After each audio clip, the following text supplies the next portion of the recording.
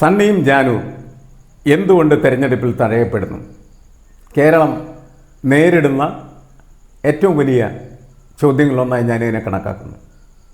അതിൻ്റെ കാരണം കേരളത്തിൻ്റെ രാഷ്ട്രീയം ഇപ്പോഴും സവർണപക്ഷമാണ് എന്നതാണ്. സവർണപക്ഷമാണ് എന്നതുകൊണ്ട് സവർണക്ക് പ്രാമുഖ്യമുള്ളതായ ഒരു സ്ഥാനാർത്ഥി ലിസ്റ്റിനെ കുറിച്ചാണ് എല്ലാ മുന്നണികളും എപ്പോഴും ചിന്തിച്ചുകൊണ്ടിരിക്കുന്നത്. സർക്കാർ ഉണ്ടാക്കിയിരിക്കുന്നതായിട്ട് സംവരണ സീറ്റില്ലായിരുന്നെങ്കിൽ ഒരു സ്ഥലത്ത് പോലും ഒരു ദളിതനെയും ഇവരാരും മത്സരിപ്പിക്കില്ലായിരുന്നു.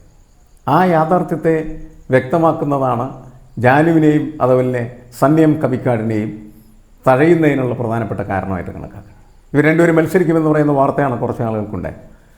മാത്രമല്ല സണ്ണിയുടെ ആവശ്യപ്രകാരമല്ല, കോൺഗ്രസിൻ്റെ ആവശ്യപ്രകാരം കോൺഗ്രസ് സണ്ണിയെ പോയി നേരിട്ട് കാണുകയും സണ്ണിയോട് മത്സരിക്കണമെന്ന് ആവശ്യപ്പെടുകയാണ് ചെയ്തത്. അങ്ങനെയാണ് വൈക്കം സീറ്റിൽ സണ്ണി മത്സരിക്കും എന്ന് പറയുന്ന ഒരു വാർത്ത ഇതിക്കുമുണ്ടായിരുന്നു. അവിടെ പ്രതിപക്ഷ നേതാവിൻ്റെ പുതിയ യാത്ര എത്തിയപ്പോൾ സണ്ണി ആ സമ്മേളനത്തിൽ പങ്കെടുത്തിരുന്നതാണ്. അപ്പോഴൊക്കെ കരുതപ്പെട്ടിരുന്നത് സണ്ണി സ്ഥാനാർത്ഥിയായിരിക്കും എന്നാണ്. പക്ഷേ അവസാനം പുതിയ ലിസ്റ്റ് വരുന്ന സമയത്ത് സണ്ണിയില്ല. സണ്ണി ചോദിക്കുന്നൊരു കാര്യമുണ്ട്, കോൺഗ്രസ്സിന് ആവശ്യമുണ്ടെങ്കിൽ മാത്രമാണ് എന്നെ മത്സരിപ്പിക്കുകയുള്ളൂ. കോൺഗ്രസ്സിന് ആവശ്യമില്ല എന്ന് തോന്നിയാൽ ആരെയും മത്സരിപ്പിക്കില്ല.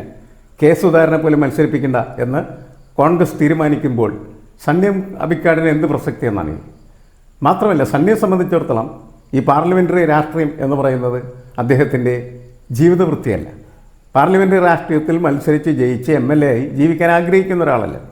അദ്ദേഹത്തിന് കൃത്യമായിട്ടുള്ള രാഷ്ട്രീയമുണ്ട്. ആ രാഷ്ട്രീയം കൃത്യമായിട്ട് അദ്ദേഹം പറയുകയും ചെയ്യും.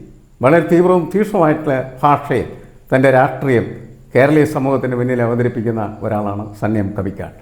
പക്ഷേ അദ്ദേഹത്തെ വിളിച്ച് നിങ്ങളെ നിർത്തും എന്ന് പറഞ്ഞതിന് ശേഷം പിന്നീട് സീറ്റ് കൊടുക്കാതിരിക്കുന്നത് അതൊരു ചതിയാണ് എന്നുള്ള കാര്യത്തിൽ തർക്കമില്ല. വിശ്വാസവഞ്ചനയല്ലേ എന്ന് ചോദിക്കുന്നുണ്ട് സണ്ണിയോട് പത്രപ്രവർത്തകർ. പക്ഷേ സണ്ണി അത് അങ്ങനെ എടുക്കുന്നില്ല എന്നുള്ളതാണ്. അത് സണ്ണിയുടെ വിശാലമനസ്കത മാത്രമാണ്.